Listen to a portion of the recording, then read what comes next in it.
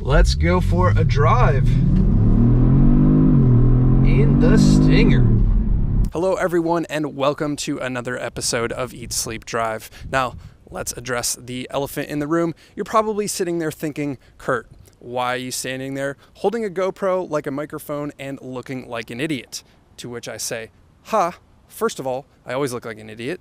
Second of all, someone stole my camera and audio equipment recently, so this is what we have to deal with. But I have good news. We have the latest Kia Stinger, the 2022 model, and I'm actually quite excited to show you guys this car today. I drove the Kia K5 GT recently, and overall that was a really good car, but it did have some issues with dynamics. This car does not. Spoiler alert. Now, what we're going to do today is we're going to take a look on the outside of this thing, the inside. We're going to take a look at the drivetrain. We're going to take it for a drive, and then I'm going to rate it on a score out of 50. Let's start with the exterior. I have to say, honestly, this is probably my biggest letdown with the car. Not that it's bad. It's not an ugly or unattractive car. It's just a car. It doesn't look very special to me. It doesn't have much presence on the road. I just drove that TLX Type S recently, and it had nice wide presence. It looked really cool. This just kind of looks like a lot of other cars on the road, and to be honest, I don't think this red color is doing it any favors. They sell this car in the gray color that looks fantastic, so I would probably go with more of that kind of color to make the styling a little bit better. You have kind of this squinty front end, which I don't love, and then this blacked out chrome, which is certainly better than regular chrome, but why do the chrome thing at all? It just doesn't look very good to me. So the front is okay at best. The rear, I would say, is a little bit better, and overall the shape of the car looks very RS7-esque, at least in the back, the way the car slopes. Stepping inside the Stinger, I'm actually very pleasantly surprised with the first thing I noticed is the build quality in here. This seems more in line with things I would expect out of Honda, basically like the Accord, something along those lines. It feels similar in build quality to that, and that's a departure from when I drove the K5. The K5 had a little bit of cheapness to it.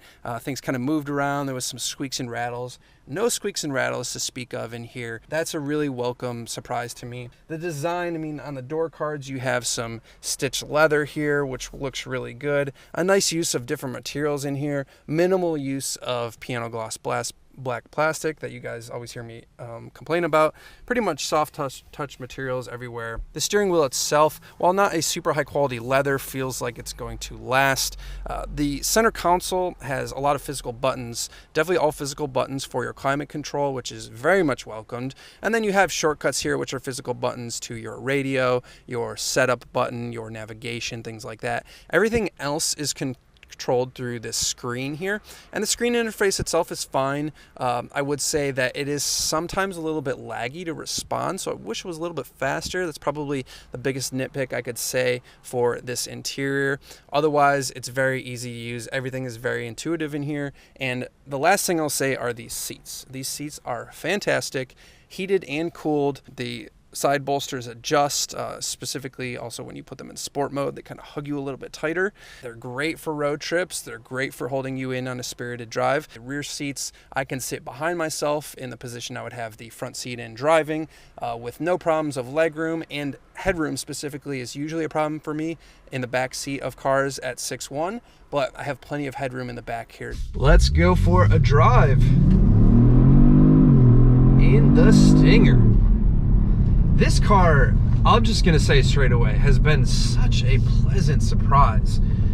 If you guys recall, I drove the Kia K5 GT recently, and while overall that was a good car, it was dynamically a bit of a mess. And I cannot say the same for the Stinger, which is obviously a good thing. The problem with the K5 was you had that 2.5 liter engine making 300 horsepower, really strong engine, but too much power for that car that was just front wheel drive and didn't have a proper diff. So it was a bit of a mess. It spun tires, couldn't put power down, was not well balanced, and this is just the opposite of that. This has more power than that, 368 horsepower from a 3.3 liter V6. And this is the rear wheel drive model. And does such a good job at putting the power down and being well balanced and letting me make corrections mid-turn and not spinning one wheel. It's a really good car. Like I said, this has been such a pleasant surprise for me. Dynamically, this car feels like it's made by a different company. It does not feel like any other Kia product I've driven. Specifically, once again, that K5 that I just drove, which, as I said, good car overall, but more just a commuter car. This is a proper, fun sports car, and this is the spec to get, in my opinion. Rear-wheel drive model. You do not need the all-wheel drive. It puts the power down super well.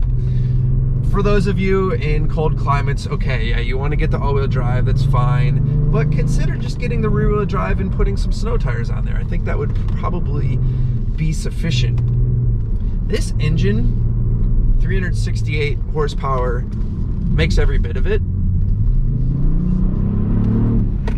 Makes some decent noises too. Not bad noises.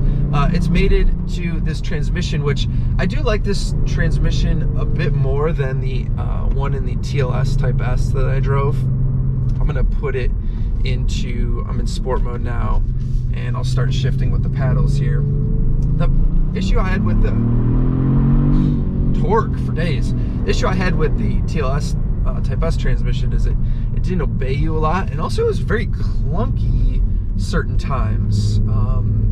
Not like in the way it shifted, but going in and out of gear from a park, just the noises that it would make, it was very strange. This transmission is quite quiet.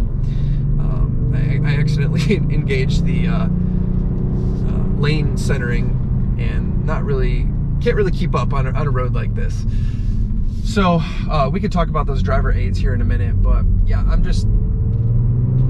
this car is so well balanced, and I know I'm the last journalist to basically drive this Stinger GT, and people have been talking this thing up, and I will say they have good reason to, because this is a fantastic car, especially for the money. I keep thinking about how you can get this under 50 grand. It's a lot of car for the money, and it reminds me a lot of BMWs of yesteryear. Specifically, you know, while we're talking about dynamics, the suspension, this is a very smooth road. So obviously we wouldn't really have any issues if the suspension was too stiff or something like that. But I've been living with this car for the last week, driving it over horrible LA roads, and it is super compliant. I get really angry when companies make sports cars too stiff, and that happens like more than you would think. Not this car at all.